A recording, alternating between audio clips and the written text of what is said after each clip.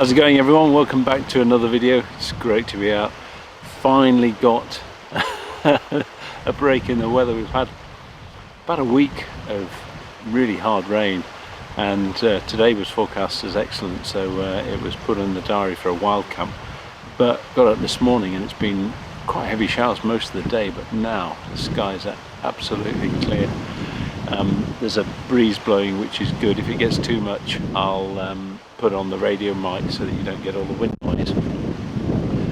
But yeah, back in my little permission, a bit of woodland with the stream. It's a lot more water in the stream than usual, but still I've got no worries about it coming over the bank. What I'm going to do this evening is I'm going to do a camp using my tarp as the shelter. I'm going to try and make one of these tent shelters. I've never done it before. I've seen it done on YouTube. Mixed reviews about it. Some people say it's a little bit gimmicky, the center pole doesn't give you any room or whatever, and there's condensation issues.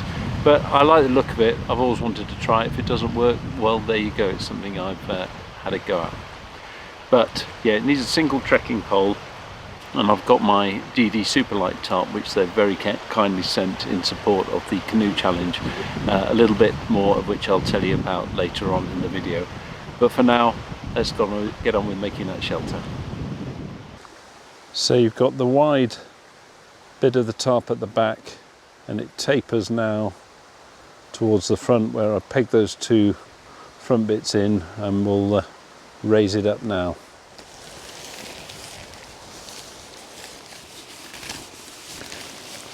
Ideal.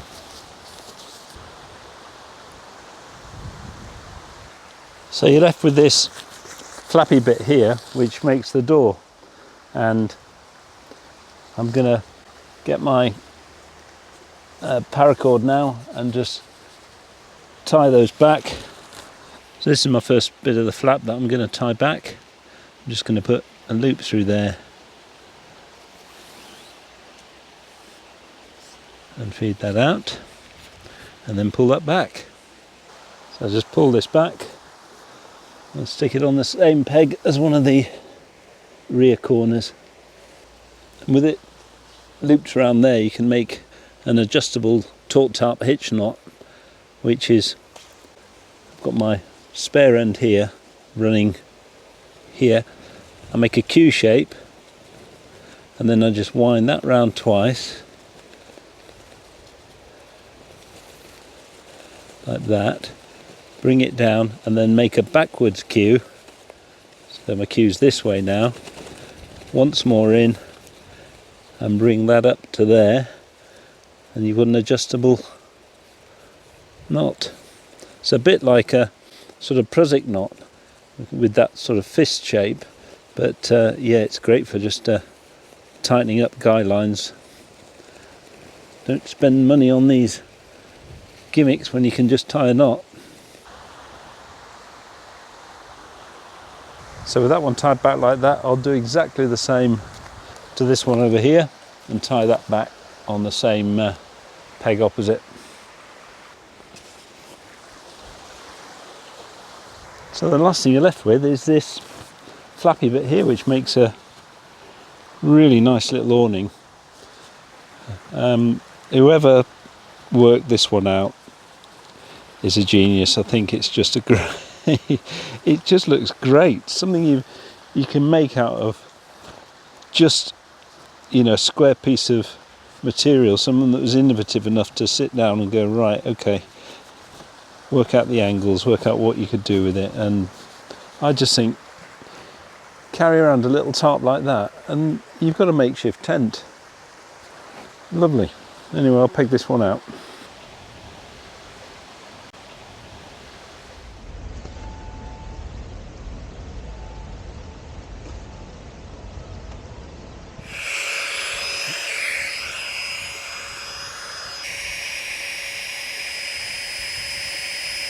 And what I've got here is some really fine netting that I got from Ripstop by the roll in when I was in the States, and I'm just going to use that as a sort of makeshift midge net with a few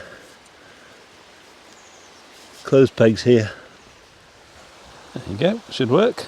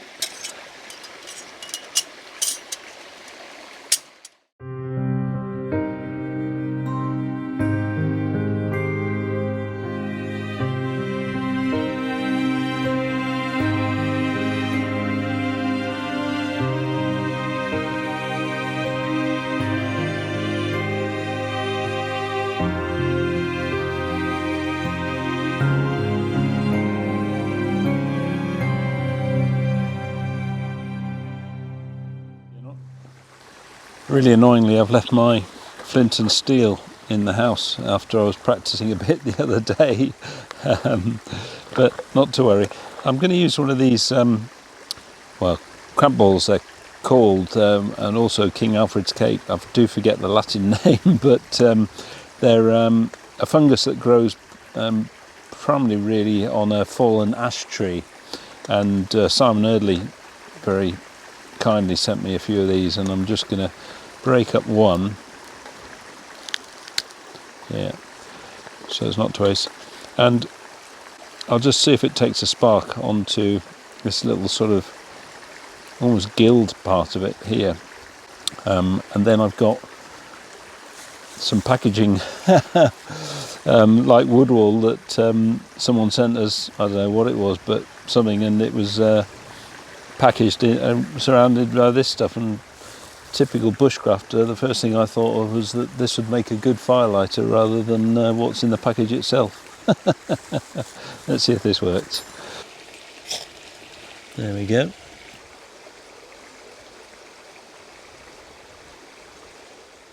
It's still glowing there, and that will burn for ages, so there's no great rush like there is with char cloth to get the fire going. I'm just going to pop it in the sort of tinder bundle and be ready. I've got my fire trough all set up and start getting a flame to this tinder.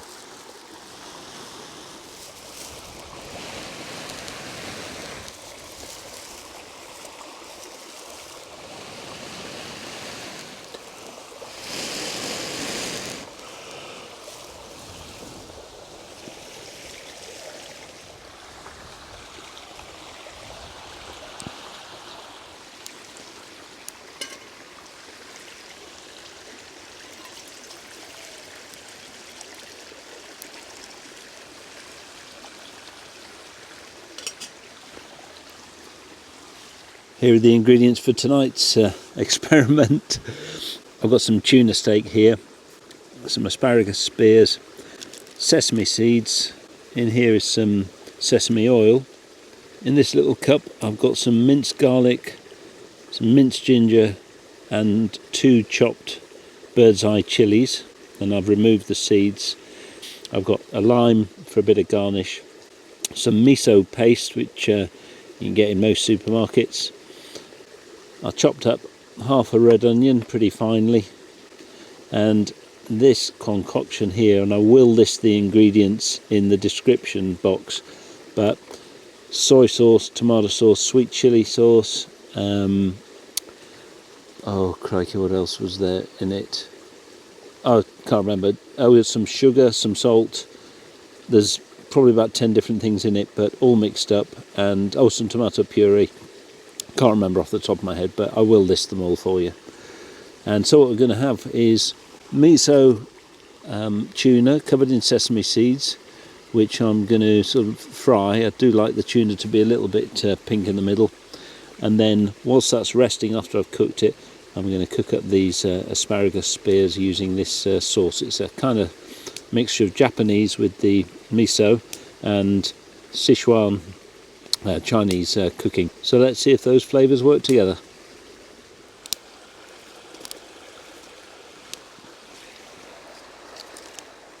Another new toy to try is this.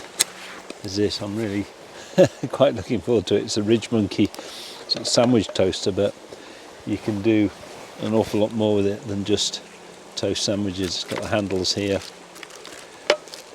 and a little set of cooking utensils, which are great. And the beauty of it is, it can be a toaster, and you can literally fry something on both sides, so you can have it in there and get both sides of your toast done.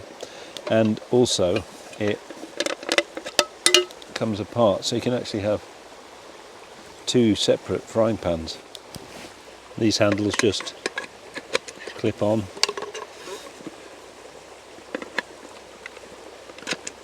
There we go, just press to unclip. Great. First thing I'm going to do is just pat the tuna a little bit drier.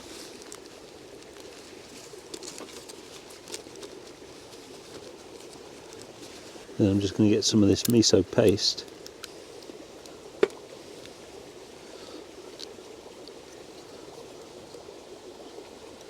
I'm just going to spread that on.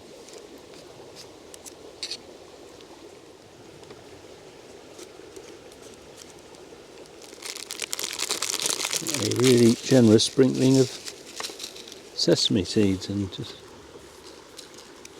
let those get right in. And the same with the other side.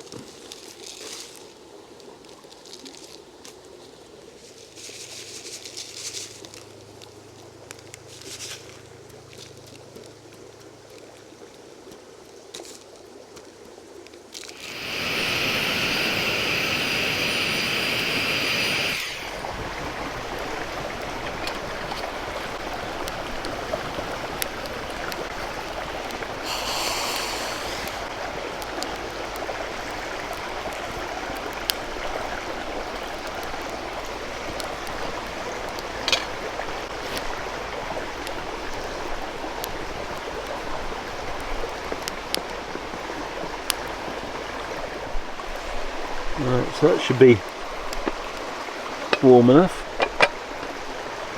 I'm going to dry fry this tuna steak. Good.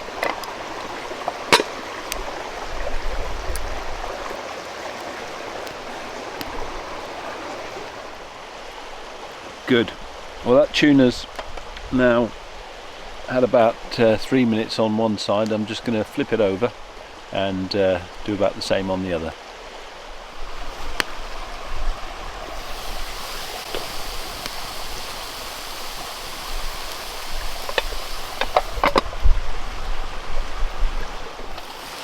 Well, that's good for me. The beauty of that is I'm going to now, if I can, take this pan apart.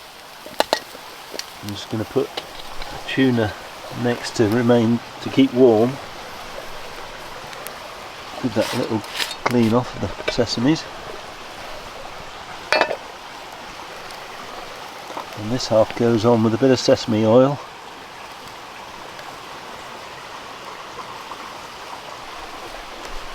And I'm just going to start frying off the asparagus.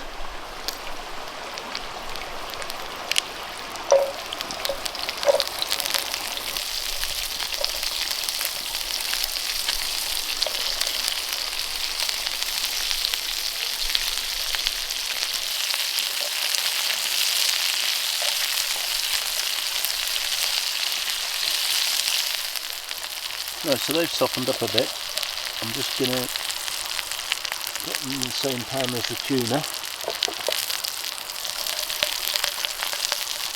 A little bit more oil.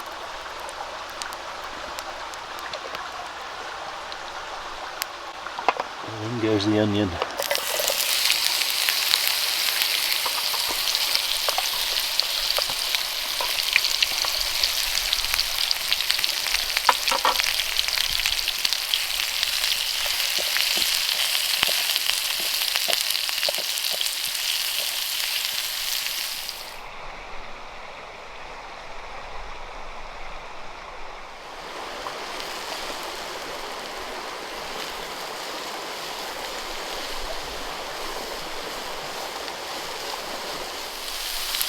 Okay, those have softened up, browning nicely.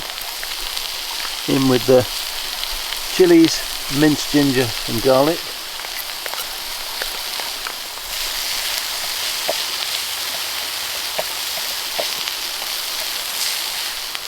So those have had a couple of minutes now. I'm going to put back in the asparagus.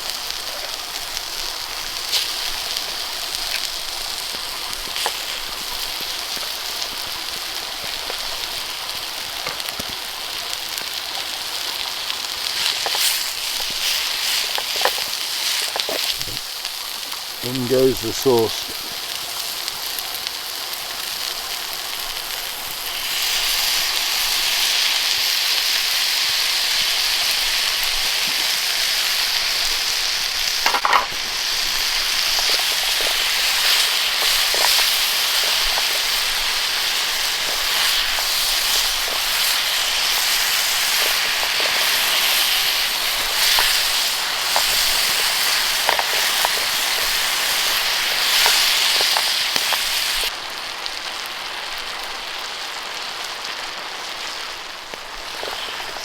So that's done. What I'm going to do is just swap the pans for just a minute. Give my tuna a bit of a heat through. And I think that's time to plate up. There we go. So firstly in with the asparagus mix.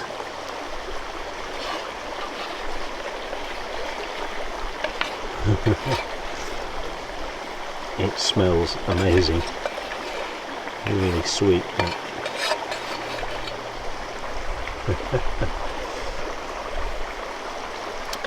And on top of that I'll have my piece of tuna.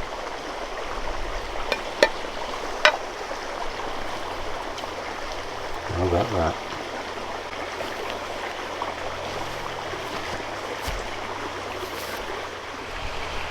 There you go. Well, hopefully the food's in focus there.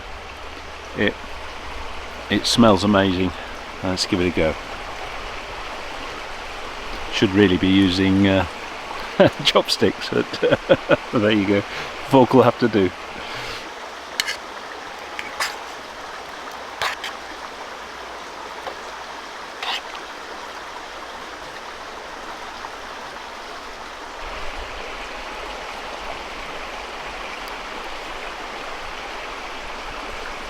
Oh,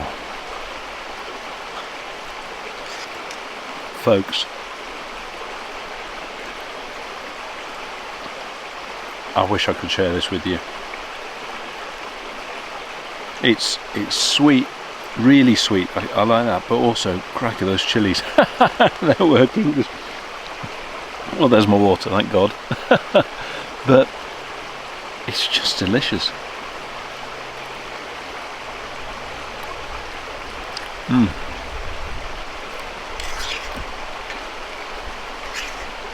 Wow, I love asparagus. No,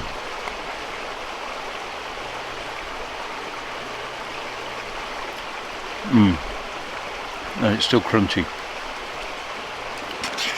Oh, those chilies. Just what a meal. I never know with tuna.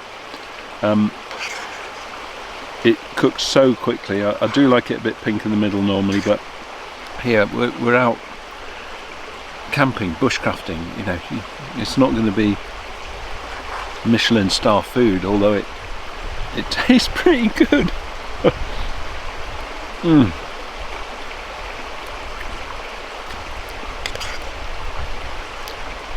It's been one of those days that's been rush from start to finish. I had to take my son to this cycle track, which is about 45 minutes drive away. Then got back, loads of shopping, and by the end of it I just thought I don't think I can be bothered really to go out tonight.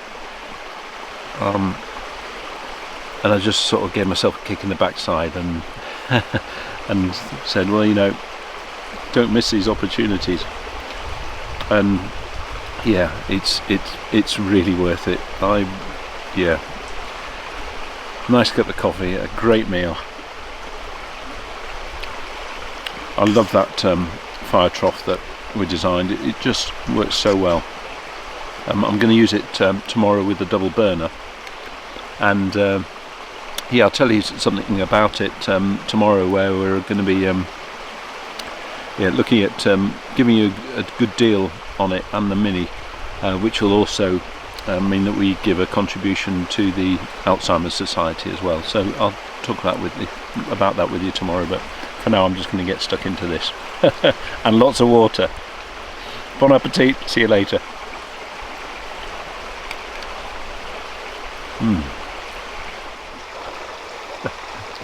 It's actually, it's made my nose run, sorry. Oh dear.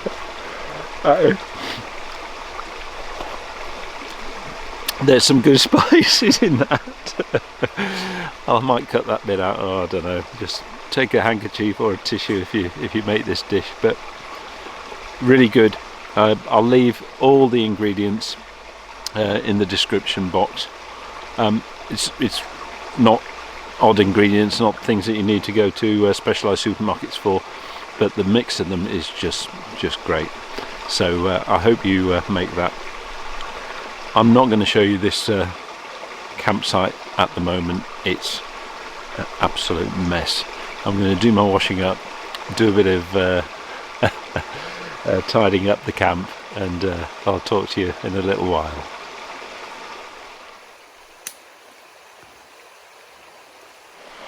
Well, I had to get the extra lighting in now. The sun goes down pretty quickly actually.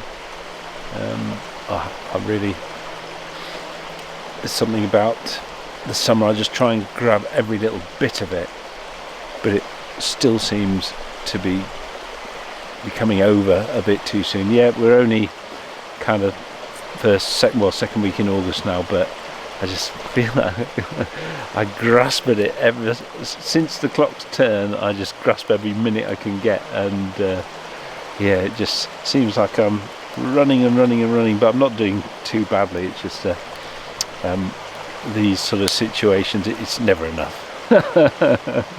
But I do have other responsibilities and loads of things to look forward to. Looking forward to the Canoe, which is only in a few days time now, and I'll speak to you a little bit more about that in the morning. But yeah, I'm just using the fire trough now as it's cooking up, well, it's boiling a little billy of water, whilst on the other side I've built it up into a really good fire pit. You can see I'm a bit wrapped up now, but I'm getting tons and tons of heat, so it's doubling up as a nice radiator, and also cooking or boiling the water for my hot chocolate. So yeah, I just done a bit of washing up, a bit of tidying around the camp, and once I've had my hot chocolate, it'll be time to turn in, and I'll show you what it's like from inside the Tarp tent.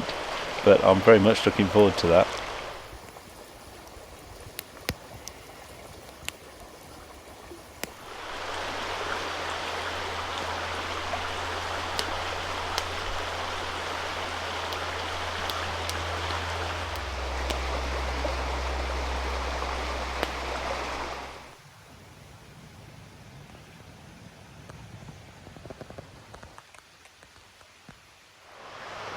Well, as you can see, I'm in bed now, and what an amazing setup this is. I'm quite sort of speechless. I just thought it was a bit gimmicky and wouldn't have the room, because I'm reasonably tall. I'm 6 feet tall, and so far so good. There's a few bugs in here, a couple of daddy long legs come to greet me, but I'll turn the lights out really soon, so there shouldn't be too much of a hassle. But so much room, and yeah, I'm looking forward to a good night. I've got this lovely Trekology LF140 airbed, which is by far my favourite now, and great night. So might as well get to bed, get plenty of sleep, work up an appetite, So there's a good breakfast in the morning. I'll see you then.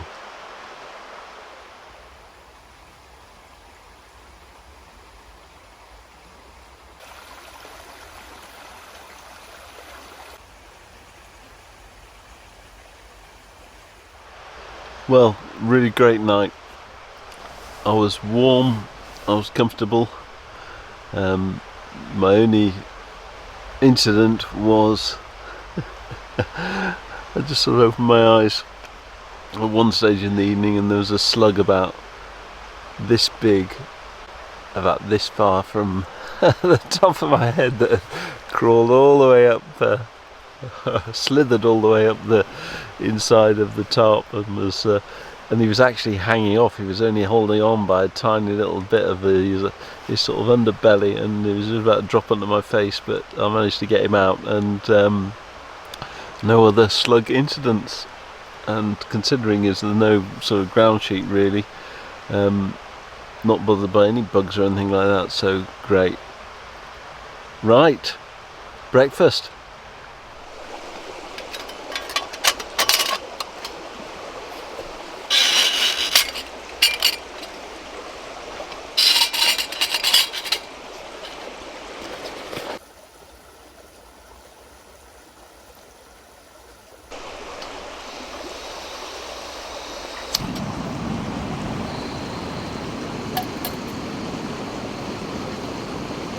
Coffee first.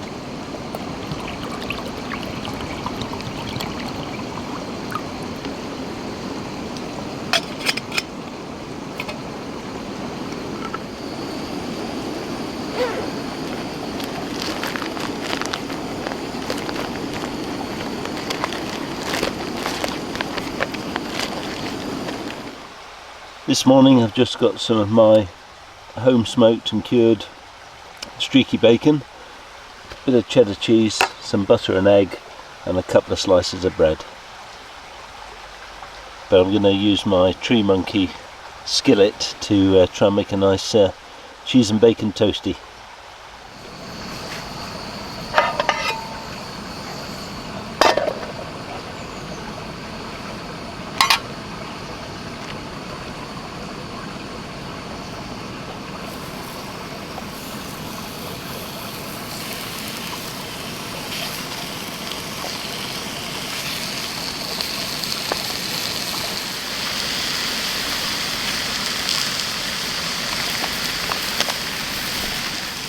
In the other half of this pan I've got a piece of bread that I've buttered, and I'm going to put it buttered side down and then start loading up with the bacon.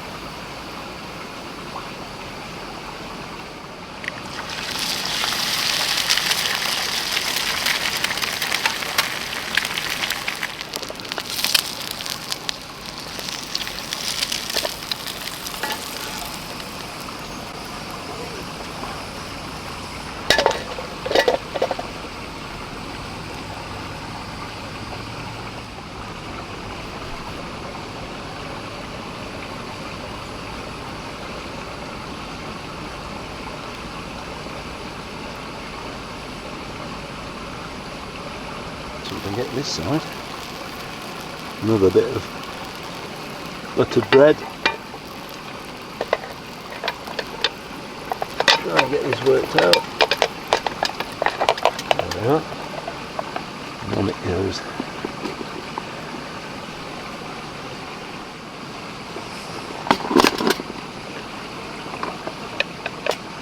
Coming along nicely.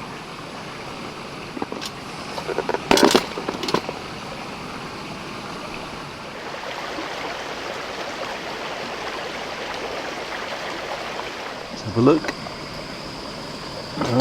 think that will be done. Turn the gas off. The other gas.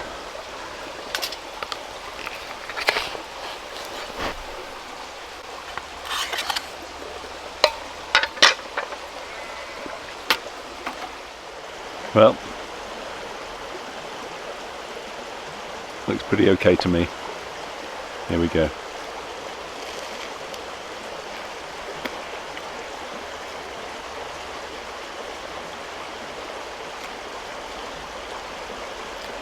Oh. I'm absolutely sold on that little tree monkey pan. It fits perfectly on my little fire trough. What's it done? It's cooked 2 excellent meals. Simplicity in itself, and the fact that the pan splits, you can do 2 separate things and then sort of join it together, especially for this toasty, and do both sides of the toast. Really good. I'm pleased I bought that. I'll get on with this and speak to you just before packing up. Excellent.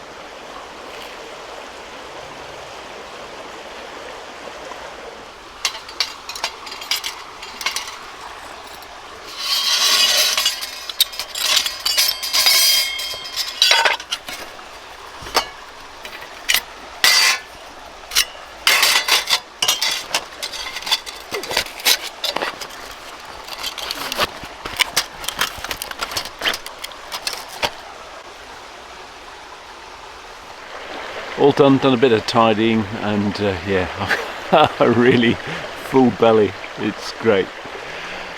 Just a couple of things to talk to you about before I sign off, and it's all really to do with the Great Glen Canoe Challenge that we're doing in, gosh, travelling up in 3 days and doing it on day 4, so 4 days to go. Absolutely brilliant, really excited. The first thing I want to mention is that any of you that want to follow us along the trail, I've created a little Garmin share URL, and I'm going to have a little GPS device with me, and I'll obviously be with the rest of the team. And if you click on that URL, then it'll show you where we are, and I think it updates about every 15 minutes or so, so it's going to be pretty accurate. So if you want to come and give us some support, please do, but please make sure you bring your wallets with you. So that URL I'll put in the description below, but it won't be live until the 15th of August at 7 o'clock in the morning UK time. Until then, if you click it, you'll get this message saying, whoops, URL doesn't exist, because I've set it to go live on Sunday. So yeah, that'll be in the description. The other thing is, please keep giving, it's great. Link to the charity again in the description. We've hit over £7,000 now. I can't remember what target Ant put in first of all to try and achieve, but I know we're well above that, and thank you very much everyone that's done that. The other thing is, I'm not turning it into a plug, but I'm giving £5 to charity for every one of these adventure kits that I sell through richardoutdoors.com. I very much want to be able to give some of the revenue that I get from the fire trough and so on to the charity. So yeah, there's £5 off. Again, details below. I'll show you what's included in the adventure pack just up here. So you get the fire trough mini, which will take the Trangia stove or equivalent, and also the Trangia style gas burner in there as well. It's pocket size, and this, you've just seen me cooking with it for this last camp. Multi-fuel stove. Again, you do 2 things at once, and it can be a fire pit at the end of an evening, just to keep a nice little contained fire away from the ground and not causing any damage, but providing loads of warmth. So that's about it. Next video will come from the Great Glen. There have been an awful lot of people sponsoring us and providing gear, and also doing cash donations to the charity, so we'll be featuring a lot of kit. It's not a commercial enterprise. We're not getting any money from it. I've given loads and loads of the kit away in the giveaways, but it's only fair that all these people that have been so really kind to us get to see their equipment in use. So we'll be using a lot of kit and going, hey, look at this. But that won't detract from the fact that it's going to be a lot of fun, and there'll be some great footage. I practiced launching my drone by hand from a canoe when we were doing some rescue practice the other day. I'll show you a little bit of footage of that now. But we do discover that landing it on a canoe is pretty much impossible. But we'll get some drone footage, and we'll be landing it on the bank after each little sequence. Anyway, enough from me. I've got a lot of work to do in the next few days, trying to get the amount of kit that I've got down, because there's 2 people in my canoe, so we need double the amount of equipment. Well, almost double, because we're not going to duplicate on some things. But yeah, a lot of work to done. I've enjoyed this camp. It's been great sharing it with you, and I very much look forward to seeing you again.